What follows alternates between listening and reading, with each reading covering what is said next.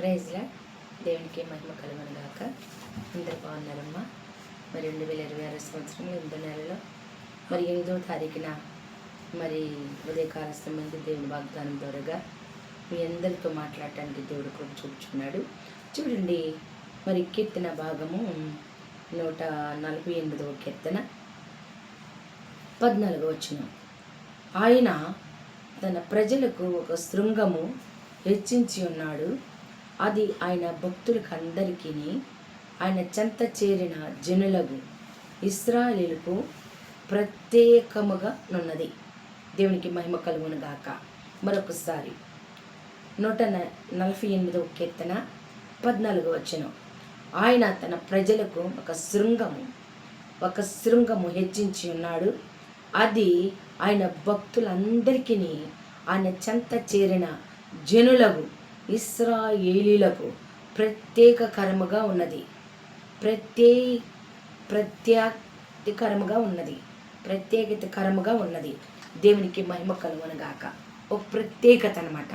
ఆయన ప్రజలకు, ఆయన పిల్లలకు, ఆయన ప్రజలకు ఒక శృంగమును హెచ్చించున్నాడు. ఇక్కడ ఒక మాటను మనం జ్ఞాపకం చేసుకుందాం. శృంగము అని మనము ఎలా ఆయన ప్రజలకు ఒక శృంగమును హెచ్చించి ఉన్నాడు. చూడండి, ఇక్కడ 40 యెషయా గ్రంథము 65 అధ్యాయములో 16 వచనములో ఆయన భక్తులకు, ఆయన ప్రజలకు ఏ ప్రాంతంలో ఉండా, ఏ స్టేట్లో ఉండా, ఏ దేశంలో ఉండా, ఏ ప్రాంతంలో ఉన్న, ఊర్లో ఉన్న, పట్టణంలో ఉన్న, పొలంలో ఉన్న, మరి ఇంటిలో ఉన్న, ఆయన ప్రత్యేకమైనటువంటి స్థితిని దయచేసే దేవుడై ఉన్నాడు. ఆయన ప్రజలకు ఆయన ఒక శృంగమును హెచ్చించి ఉన్నాను అని సెలవిస్తున్నాడు. చూడండి, 35 అధ్యాయం యెషయా గ్రంథము 65 అధ్యాయము 65 యెషయా 65 16 వచనములో, దేశములో తనకు ఆశీర్వాదము కలగవలనని కోరువాడు నమ్మదగిన దేవుడు తను ఆశీర్వదింపవలను కోరుకొనును. దేశములో ప్రమాణము చేయవాడు నమ్మదగిన దేవుడు తోడని ప్రమాణము చేయను. చాలా విశిష్టమైనటువంటి, శ్రేష్టమైనటువంటి భాగం ఇది. దేవుని మాట ఇది. చూడండి, దేశములో తనకు ఆశీర్వాదము కలగవలనని కోరువాడు నమ్మదగిన దేవుడు తను ఆశీర్వదింపవలనని కోరుకొనును.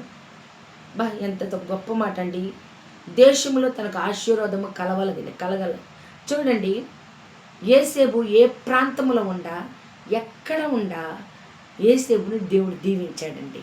ఆ ప్రాంతాన్ని దీవించాడు. మరి పోతిఫర్ ఇంట్లో ఉన్నప్పుడు పోతిఫర్ ఇంటిని మొత్తం దీవించాడండి. దేవునికి మహిమ కలుగును గాక. చూడండి, దేవుని పిల్లలు, ఆయన భక్తులు ఎక్కడుంటే అక్కడ ఒక శృంగము హెచ్చింపబడద్ది. ఆయన భక్తులు ఎక్కడుంటే అక్కడే ఒక శృంగము. వారి కొరకు దేవుడు ఏం చేస్తాడంటే తెలుసా, ఎండిపోయిన వాటిని కూడా చిగురింపజేస్తాడు. దేవునికి మహిమ కలుగును గాక. చూడండి, వాడు నమ్మదగిన దేవుడు తను ఆశీర్వదింపవాలని కోరుకొనును. మరి భక్తుడైనటువంటి మరి ఒక మాట చూసుకుందాం. ఇక్కడ యెహోషువలో ఒక మాట రాయబడిందండి. యెహోషువ చూడండి, ఇక్కడ దీవెనను గురించి దేవుడు మాట్లాడుతున్నాడు. ఇక్కడ ఆయన భక్తులకు, ఆయన ప్రజలకు ఒక శృంగముని హెచ్చించి ఉన్నాడని సెలవిచ్చాడు. దేశములో దేవుడు, ఈ దేశములో, నేనున్న దేశములో దేవుడు నన్ను దీవించాలని కోరుకున్నవాడు ధన్యుడు అని రాయబడి ఉంది. ఇక్కడ అదే కదా రాయబడింది. దేశములో మరి తన ఆశీర్వాదము కలగవలని కోరువాడు నమ్మదగిన దేవుడు తన ఆశీర్వదింపవలనని కోరును. నువ్వు ఏ దేశంలో ఉన్నా ఆ దేశములో నా దేవుడు నమ్మదగినవాడు నన్ను ఆశీర్వదించాలని కోరుకోవాలంట. దేవునికి మహిమ కలుగును గాక. మనం ఏ దేశంలో ఉన్నా, ఏ రాష్ట్రంలో ఉన్నా, ఏ ప్రాంతంలో ఉన్నా, పొలంలో ఉన్నా, ఇంటిలో ఉన్నా, గుడిలో ఉన్నా, బడిలో ఉన్నా, ఉద్యోగంలో ఉన్నా, నువ్వు ఏ కూలి పని చేస్తూ ఉండా, అది డాక్టర్ అయినా, యాక్టర్ అయినా, ఏ బిడ్డ అయినా సరే, ఏ వ్యవస్థలో ఉండి ఎవరికి దేవుడు ఏ పని ఇచ్చాడో ఆ పనిలో ఉండి నమ్మదగిన దేవుడు ఈ దేశంలో ఈ ప్రాంతంలో నన్ను ఆశీర్వదించాలని కోరుకోవాలంట. దేవునికి మహిమ కలుగును గాక. చూడండి, అదే విధంగా ఇక్కడ ఒక మాట రాయబడింది. యెహోషువ 15 అధ్యాయము.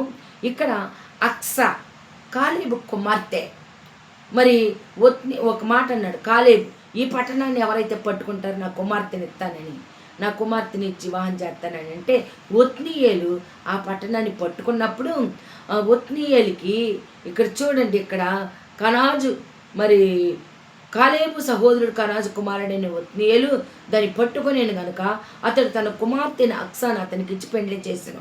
మరియు ఆమె తన పెరిమిటి ఇంటికి వచ్చినప్పుడు తన తండ్రికి 17వ వచనం 16వ వచనం మనం చూసుకున్నప్పుడు ఇక్కడ ఆ ఒక మాట అడుగుతుందండి. నాకు దీవెన దయచేయము, నీవు నాకు దక్షిణ భూమి ఇచ్చున్నావు గనుక నీటి మడుగులు నాకు దయచేయమనగా అతడు ఆమెకు మెరక మడుగులు పల్లం మడుగులను కూడా ఇచ్చాను. దీవెన దయచేయమని అడగాలంట. దేవునికి మహిమ కలుగునుగా. ఏమడగాలి మనము? తండ్రి నాకు దీవెన దయచేయి అని ఇక్కడ కాలేబు కుమార్తె కాలేబుని అడుగుతా ఉంది. అందుకామె నాకు దీవెన దయచేయము. ఇక్కడ చూడండి, కాలేబు ఆమెను చూచి ఆమె గాడిదని దిగగా 15 అధ్యాయము 17, 16, 17, 18, 19 వచనాలు మనం చూసినట్లయితే ఇక్కడ కనపడుతూ ఉంది. అందుకామె చూడండి, నాకు దీవెన దయచేయము, నీవు నాకు దక్షిణ భూమి ఇచ్చున్నావు గనుక నీటి మడుగులను నాకు దయచేయమనగా అతడు ఆమెకు మెరక మడుగులను పల్లం మడుగులను కూడా ఇచ్చాను. దేవునికే మహిమ కలుగును గాక. చూడండి, ఇక్కడ తండ్రి కాలేబు ఆమెను చూచి నీకేం కావాలని అడిగాడండి. మన దేవుడు మనల్ని అడిగాడు, నీకేం కావాలి? దేవుడు అడుగుతున్నాడండి, నీకేం కావాలని అడుగుతున్నాడు. దేవుడు ఆత్మను దయచేయి, ధారాళంగా దయచేస్తానంటున్నాడు. దేవుని మనం ఏమడగాలంటే, అయ్యా నాకు ఆత్మను దయచేయి అని అడిగినప్పుడంట ఆయన ఈ లోక సంబంధమైనవి అవి అంతటికవే మనకిస్తాడండి దేవుడు. దేవునికి మహిమ కలుగును గాక. నాకు దీవెన దయచేయమని అడిగింది. అయ్యా నువ్వు నాకు ఏమిచ్చావు? నాకు దక్షిణ భూమి ఇచ్చున్నావు, మరి మడుగులను నీటి మడుగులను ఇచ్చున్నావు, మరి నాకు మెరక మడుగులను పల్లం మడుగులను కూడా అడుగుతుందండి. ఎంత ఔన్నత్యంగా అడుగుతుందో చూడండి ఆమె. నీవు నాకు దక్షిణ భూమి ఇచ్చున్నావు గనుక నీటి మడుగులను నాకు దయచేయమనగా అతడు ఆమెకు మెరక మడుగులను పల్లపు మడుగులను ఇచ్చెను. దేవునికి మహిమ కలుగును గాక. దక్షిణ భూమి ఇచ్చున్నావు, నీటి మడుగులను నాకు దయచేయము. రక్షణ ఇచ్చావయ్యా, నాకు ఆత్మ కావాలి. నీటి మడుగులను అడిగిందండి అమ్మా, నాకు నీటి మడుగులను ఇవ్వమని అడిగింది. నీరు పరిశుద్ధాత్మక సాదృశ్యం. తన కుమార్తె నాకు దక్షిణ భూమి ఇచ్చున్నావయ్యా, నీ దక్షిణాస్తంతో నన్ను ఆశీర్వదించావు, నీ దక్షిణ భూమి నాకు ఇచ్చున్నావు, నీ దాతృత్వం చేత నాకు రక్షణ ఇచ్చావు, నీ కృపచేతనే నాకు రక్షణ కలిగింది. నాకు నీటి మడుగులు కావాలి, నాకు రక్షణ అనుభవం కావాలి, నాకు ఆత్మ అనుభవం కావాలి. దేవుని స్తోత్రములు. నాకు నీటి మడుగులు నాకు దయచేయమనగా దేవునికి స్తోత్రములు. అతడు ఆమెకు మెరక మడుగులను పల్లపు మడుగులను కూడా ఇచ్చాడు. దేవునికి మహిమ కలుగునుగాక. అందుకే దేశములో దీవెన నాకు దయచేయమని అడగమని ఇక్కడ రాయబడి ఉన్నది. దేశములో నాకు దీవెన దయచేయమని అడగాలి దేవుణ్ణి. మనం ఏం అడగాలి? దేవుణ్ణి అడగందే అమ్మాయిని పెట్టదండి. అడుగుడి మీకు ఇవ్వబడును, తట్టుడి మీకు తెరవడును, వెతకుడి మీకు దొరుకును. దేవునికి మహిమ కలుగును గాక. అడుగు వాటికంటే ఊహించు వాటికంటే అత్యధికముగా ఇవ్వగలిగిన వాడు మన దేవుడు. మనం దీవెన దయచేయమని అడగాలి. మనం దీవెన దయచేయమని అడిగినప్పుడు దేవుడు తప్పకోకుండా మనకు దీవెనలు దయచేస్తాడు. దేవునికి మహిమ కలుగును గాక. అక్సా తన తండ్రిని అడుగుతుందండి. మన పరలోకపు తండ్రిని మనం అడిగినప్పుడు మనకి ఏది అవసరమో అడుగు వాటి కంటే కూడా అత్యధికముగా ఇవ్వగలిగిన వాడు మన దేవుడు. ఎందుకంటే మన దేవుడు సృష్టికర్త, శ్రీమంతుడు, సిరికే రాజు. ఆయన సృష్టిలో ఉన్నదంతా ఆయనే. 1000 కొండల మీద పశువులు ఆయనవి, బంగారము నాది, వెండి నాది అని సెలవిచ్చిన దేవుడు. ఆయన ఏమైనా ఇవ్వగలడు, ఏమైనా చేయగలడు. దేవునికి మహిమ కలుగును గాక. ఇశ్రాయేలు ప్రజలను 6 నెలల నడిపించాడు. ఆయన అరణ్యములో వారి కాళ్ళు వాయిల, వస్త్రములు మరి ఏమాత్రము చెమట వాసన కూడా రాలేదండి. దేవునికే మహిమ కలుగునుగాక. వారితో పాటు వారి వస్త్రాలు కూడా వారు పెరిగినట్లుగానే వస్త్రాలు కూడా పెరిగినాయండి. ఎక్కడ ఏమీ తక్కువ కాకుండా పగల మేఘస్తంభమై రాత్రి అగ్నిస్తంభమై ఆయన ఇశ్రాయేలు ప్రజలు నడిపించాడు.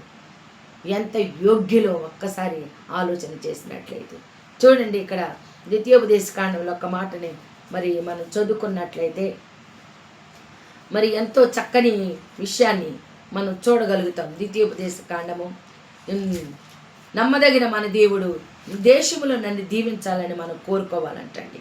దేవునికి మహిమ కలుగునుగాక. 6వ అధ్యాయములో నుంచి నీవును నీ కుమారులు నీ దేవుడని యెహోవాకు భయపడి నేను ఆజ్ఞాపించిన కట్టల ఆజ్ఞలు నీ జీవితకాలం గైకొనుచు నీ దీర్ఘాయుష్మంతునట్లు మీరు స్వాధీనపరచుటకు ఏరు దాటి వెళ్ళుచున్న దేశమందు మీరు వెళ్ళుచున్న దేశం మీరు జరుపుకొనుటకు మీకు బోధింపాలని మీ దేవుడైన యెహోవా ఆజ్ఞాపించిన ధర్మమంతి అనగా కట్టడల విధులు ఇవే. కాబట్టి ఇశ్రాయేలు నీ పితరుల దేవుడైన యెహోవా నీతో చెప్పిన ప్రకారం పాలు తేనెలు ప్రవహించే దేశంలో మేలు కలిగి బహుగా అభివృద్ధి నొందినట్లు నీ వాటిని విని అనుసరించి నడుచుకొనవలెను. చూడండి, దేవుడు ఏమంటున్నాడు? నేను చెప్పిన ఆజ్ఞల ప్రకారం మీరు జీవించినట్లయితే ఇశ్రాయేలు వినుము, మన దేవుడైన యెహోవా అద్వితీయుడు, యెహోవా పూర్ణ హృదయంతో పూర్ణ ఆత్మతో పూర్ణ శక్తి నీ దేవుడైన యెహోవాను ప్రేమ పాలన నేడు నీకు ఆజ్ఞాపించి ఈ మాటలు హృదయములో ఉండవలెను. నీవు నీ కుమారులకు అభ్యసించి నీ ఎంట కూర్చున్నప్పుడును త్రోవ నడిచినప్పుడును పడుకున్నప్పుడును లేచినప్పుడు వాటిని గురించి మాట్లాడవు. సూచనగా వాటిని నీ చేతికి కట్టుకొని అవి నీ కనుల నడుమ బాసికముగా కట్టుకొనవలెను. నీ ఇంటి ద్వారబంధం మీద గౌనుల మీద వాటిని వ్రాయవలెను. దేవునికి మహిమ కలుగునుగాక.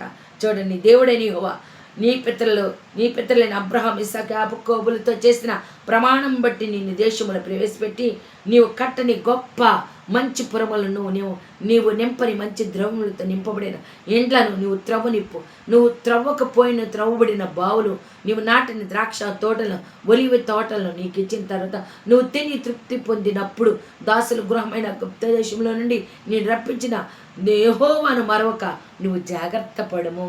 నిన్ను దీవించిన దేవుణ్ణి మరవద్దు. దేవుడు ఇదే చెప్పాడండి. నిన్ను నువ్వు దీవెన కావాలని కోరుకున్నావు, మూలిగావు, మొరపెట్టావు. ఐగుప్తు దేశంలో మొరలు విన్నాడు దేవుడు. ఐగుప్తు దేశంలో మూలిగిన మూలుగులు విన్నాడు. తండ్రి, నాకు దీవెన దయచేయి, నన్ను విడిపించు, నన్ను రక్షించు, నన్ను కాపాడు, పాలు తేళ్లు కారు దేశమునకు నన్ను నడిపించు, ఈ శ్రమ నుంచి విడిపించు, ఈ బాధ నుంచి ఈ మురికి జీవితం నుంచి విడిపించు. బాహటముగా అయ్యా నాకు ఈ బాధల నుంచి నన్ను రప్పించు బయటికి అని అడిగేవే. దేవుడు మొర విన్నాడే, బయటకు తీసుకొని వచ్చాడే, పాలు తేళ్లు కారు దేశం ప్రవేశపెట్టాడే. అక్కడ తవ్వని బావుల్ని నీవు మరి గురుడి బుగ్గగా ఆ బావులు నీకు ఇచ్చాడు కదా అని నువ్వు నింపని మంచి ద్రవముల చేత నింపబడిన ఇండ్లను, నీవు త్రవ్వబడిన బావులను, నీవు నాటని ద్రాక్ష తోటలను, ఒలివ తోటలను నీకిచ్చిన తర్వాత నువ్వు తిని తృప్తి పొందినప్పుడు దాసుని గృహమైన ఐగుప్తు దేశంలో నిన్ను రప్పించిన యెహోవాను మరవకుండా నువ్వు జాగ్రత్త పడము. ఇన్ని ఈవుల్ని ఇచ్చిన దేవుణ్ణి మరవకోకుండా ఉండటానికి నువ్వు జాగ్రత్త పడు. ఆయన మర్చిపోమాక. నిన్ను దీవించాడే, నీకు గొప్ప చేశాడే, నువ్వు తవ్వని బావులు ఇచ్చాడే, కట్టిన పురములు ఇచ్చాడే, మరి నాటని ద్రాక్ష తోటలను ఇచ్చాడే, నువ్వు ఐగుప్తు నుంచి వచ్చిన తర్వాత తీసుకొచ్చాడే నిన్ను ఐగుప్తు దేశం శ్రమలో ఇరుకులో రక్షణ కలగజేశాడే. రక్షణ లేనప్పుడు మూలిగావు కదా, బాధల్లో, ఇరుకులో, ఇబ్బందులు, దారిద్ర్యములు, బహుబాధతో, రోగములతోటి, రొప్పులతోటి, అప్పులతోటి, బహుశ్రమల చేత నువ్వు బాధించబడ్డావు కదా. నిన్ను విడిపించి నిన్ను గొప్ప చేసి మరి ఎంతో గొప్పగా ఒక ఉన్నతమైన స్థితిలో నీకు గొప్ప శృంగమును ఇక్కడ రాయబడింది కదా. ఆయన తన ప్రజలకు ఒక శృంగమును హెచ్చించి ఉన్నాడు. అది ఆయన భక్తులకు అందరికీ ఆయన చెంత చేరిన జనులకు ఇశ్రాయేలుకు ప్రత్యేకకరముగా ఉన్నది. ప్రత్యేకకరముగా ఉన్నది. ఓ ప్రత్యేకత ఉన్నదండి ఆయన ప్రజలకు. లోకములో మరి లేనటువంటి భాగ్యము ఆయన రక్తంలో కడగబడిన బిడ్డలకు ఓ ప్రత్యేక ఉంది. ఒక నిరీక్షణ లేదు ఆయన రక్తంలో కడగబడిన వారికి. కడగబడిన వారికి ఒక నిరీక్షణ ఉన్నది. కడగబడిన వారికి, ఆయన నామం ఎరగని వారికి, ఆయన నామం అంటే ఎవరు ప్రభు ఎరగని ప్రజలకు ఒక నిరీక్షణ లేదు. ప్రభు ఎరిగిన వారికి ఒక నిరీక్షణ ఉంది. సృష్టికర్తను ఎరిగిన వారికి ఒక నిరీక్షణ ఉంది. దేవునికి మహిమ కలుగునగాక. చూడండి, ఆయన తన ప్రజలకు మరి శృంగమును హెచ్చించి ఉన్నాడు. అది ఆయన భక్తులు అందరికీ ఆయన చెంత చేరిన జనులకు ఇశ్రాయేలుకు ప్రత్యేకకరముగా ఉన్నది. దేవునికి మహిమ కలుగునగాక.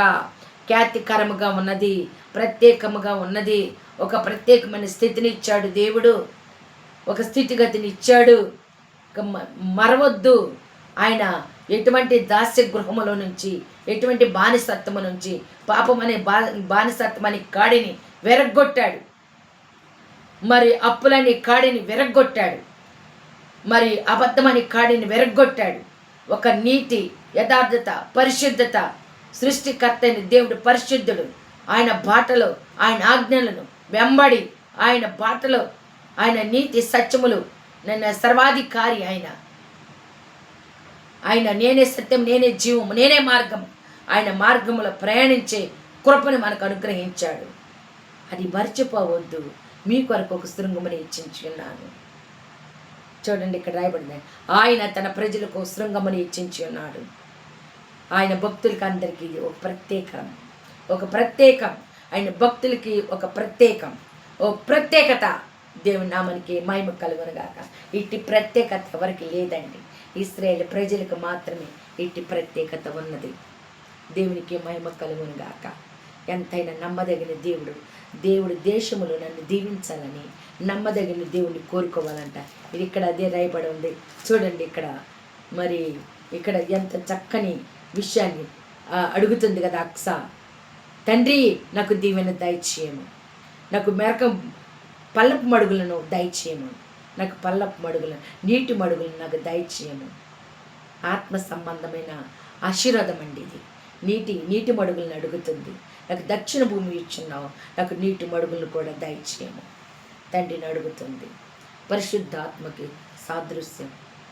మీ ఎంత రక్షణ పొందుకున్న ఆత్మానుభవం లేకపోతే ఆత్మ లేనివాడు నా వాడు కాదు అన్నాడు. ఆమె నీటి మడుగులను అడుగుతుంది. ఆత్మ లేనివాడు నా వాడు కాదు. ఆత్మ కావాలని మనం అడగాలి. ఆత్మని దీవెనను నాకు దయచే తండ్రి అని దేవుణ్ణి మనం అడిగినప్పుడు తప్పకుండా ఆయన ప్రజలకు ఒక శృంగమును ఇచ్చించుతాడు. ఆయనకి అసాధ్యమైనది ఏదీ లేదండి. అందుకని ఇక్కడ ఆయన తన ప్రజలకు శృంగమును ఇచ్చించి ఉన్నాడు. అది ఆయన భక్తులకు అందరికీ, ఆయన చెంత చేరిన జనులకు ఇశ్రాయేలీయులకు ప్రత్యేకముగా ఉంది. దేవునికి మహిమ కలుగునుగాక. అందుకని అంటున్నా, తవ్వని బ్రావులను మీకు ఇచ్చా, నాటని ద్రాక్ష తోటలను ఇచ్చా. ఇదిగో వాక్యాన్ని బాసికంగా నొసట మీరు కట్టుకోండి.